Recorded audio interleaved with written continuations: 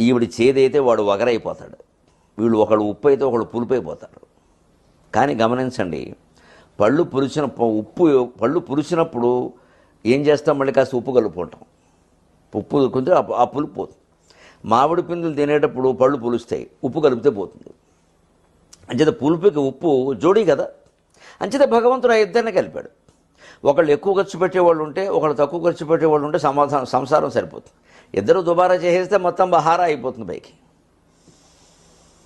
ఒకళ్ళు కొంచెం కోపదారి మనుషులు ఉంటే, కొంచెం వాళ్ళు శాంతంగా సహనంగా ఉండేవాళ్ళు ఉంటే సంసారం నడుస్తుంది. అలాగని ఎప్పుడూ ఉండగలరా, ఎప్పుడో వాళ్ళకే వస్తుంది దెక్క, అది గ్రహించుకోవాలి. కానీ అవతల స్వభావాన్ని బట్టి మన స్వభావాన్ని కాస్త మార్చుకుని ఉండగలిగితే సంసారం బాగుంటుంది. అది మనకు అలవాటు చేస్తుంది ఉగాది పచ్చడి. మిరపకాయతోటి చెరుకు ముక్క కలవలేదా, పచ్చిమిరపకాయతో కలవలేదా?